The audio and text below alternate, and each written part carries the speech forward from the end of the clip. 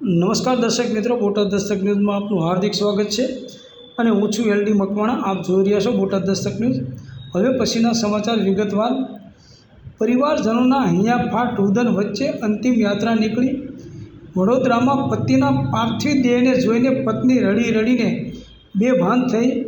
2.5 વર્ષની પુત્રીને એકલી મૂકીને માતા અનંતની યાત્રાએ.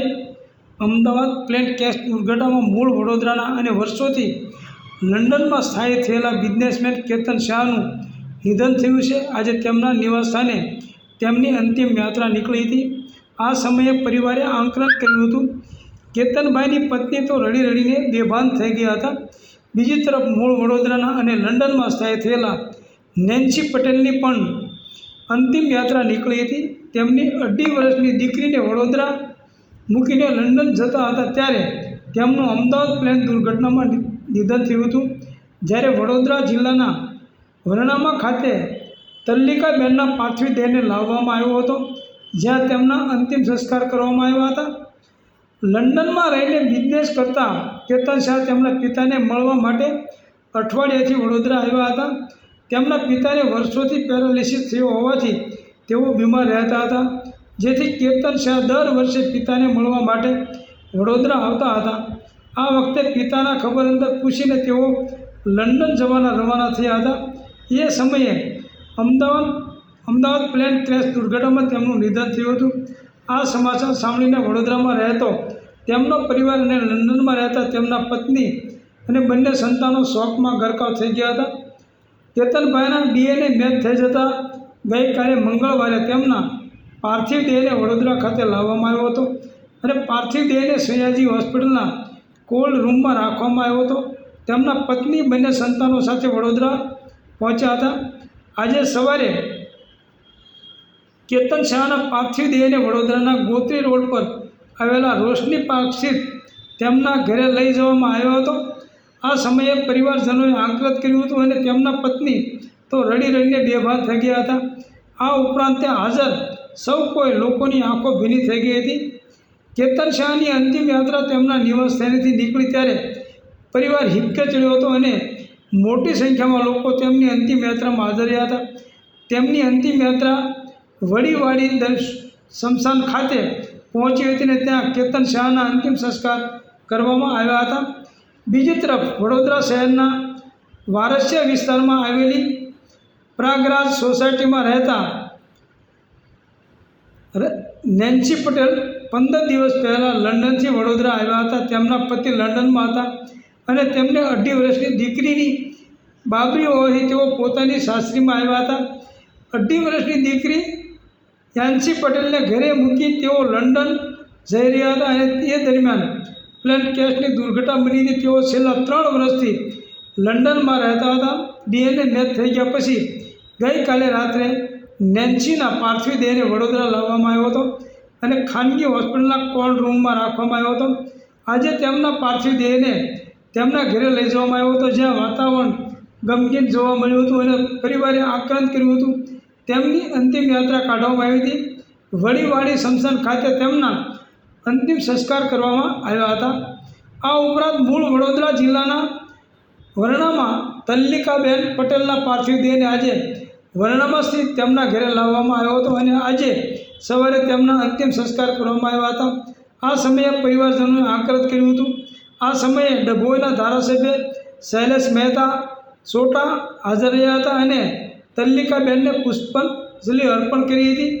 ઉલ્લેખનીય છે કે અમદાવાદ પ્લેન ક્રેશમાં સિવિલ હોસ્પિટલમાંથી વડોદરાના 22 મૃતકોના મૃતદેહો પરિવારને સોંપવામાં આવતા તેમના અંતિમ સંસ્કાર કરવામાં આવ્યા છે. અમદાવાદમાં થયેલી પ્લેન દુર્ઘટનામાં રાજકોટના 3 લોકોના જીવ ગયા છે, જેમાં પૂર્વ મુખ્યમંત્રી વિજયભાઈ રૂપાણી, નરસિંહભાઈ સગપરિયા અને મુક્તાબેન ડાંગરનો સમાવેશ થાય છે. 70 વર્ષીય મુક્તાબેન ડાંગર રાજકોટના ભૂતપૂર્વ કોર્પોરેટર દિવંગત મનુભાઈ રાઠોડના બહેન અને ગરૈયા કોલેજના સંચાલક વનરાજભાઈ ગરૈયાના માસી થતા હતા. વનરાજભાઈ ગરૈયાએ જણાવ્યું હતું કે મુક્તાબેન લંડન રહેતા તેમના પુત્ર મયુરને મળવા અને ત્યાં લગભગ 6 મહિના રોકાવા જઈ રહ્યા હતા. જોકે ફ્લાઇટ અમદાવાદથી ઉડાન ભરતાની સાથે જ ક્રેશ થતાં તેમનું દુઃખદ અવસાન થયું. મુક્તાબેનના પતિ બચુભાઈ ડાંગરનું 20 વર્ષ પહેલાં અવસાન થયું હતું અને હવે પુત્ર મયુરે માતાની મમતા પણ ગુમાવી છે. હાલ લંડન રહેતા તેમના પુત્ર સહિતના પરિવારજનો અમદાવાદમાં છે, જ્યાં આ કરુણ ઘટનાથી સમગ્ર પરિવાર શોકમાં ગરકાવ થઈ ગયો છે. નરસિંહભાઈ સક્રિયા લંડનમાં ફેશન ડિઝાઇનનો અભ્યાસ કરતી તેમની દીકરીના કોન્વોકેશનમાં હાજરી આપવા જતા હતા, જ્યારે પૂર્વ મુખ્યમંત્રી વિજયભાઈ રૂપાણી તેમની દીકરીના ઘરે જવા નીકળ્યા હતા. પાટણ જિલ્લાના બ્રાહ્મણવાડા ગામના જૈમિની ચૌધરીનું પણ કરુણ અવસાન થયું હતું.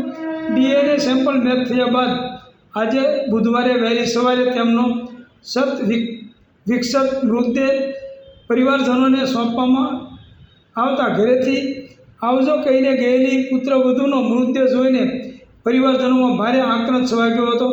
લંડનથી તાત્કાલિક આવેલા પતિ ગુંજન કુમારે અંતિમ યાત્રામાં પત્નીનો ચહેરો જોવાની જીદ કરી હતી, પરંતુ અંતિમ દર્શન પણ ન થઈ શકતા વાતાવરણ હૈયાફાટ ટોક્કરથી દરવી ઉઠ્યું હતું. જૈમિની ચૌધરી 2 વર્ષ બાદ લંડનથી વતન આવી હતી અને દાંતની સારવાર કરાવવાની હોવાથી અહીં રોકાઈ હતી, જ્યારે તેમના પતિ 15 દિવસ પહેલાં લંડન પરત ફર્યા હતા. આ ઘટનાએ ચૌધરી પરિવારને ગમગીનીમાં ધકેલી દીધો છે. અમદાવાદ વિમાન દુર્ઘટનામાં જીવ ગુમાવનારા વેરાવળના રાજેશભાઈ અને ભાવનાબેન જીમુલિયાના મૃતદેહ 7મા દિવસે વતન પહોંચ્યા હતા. તેમના નિવાસસ્થાનેથી નીકળેલી અંતિમ યાત્રામાં પરિવારજનો અને મોટી સંખ્યામાં લોકો જોડાયા હતા. લંડનમાં રહેતી પુત્રી રિદ્ધિએ વિડીયો કોલ દ્વારા માતા પિતાના અંતિમ દર્શન કરીને આક્રંદ કર્યું હતું, જ્યારે પુત્ર ઉત્સવ પણ માતા પિતાના મોં ન જોઈ શકવાને કારણે ભાંગી પડ્યો હતો અને ચોધાર આંસુએ તેમની અંતિમ વિદાય આપી હતી.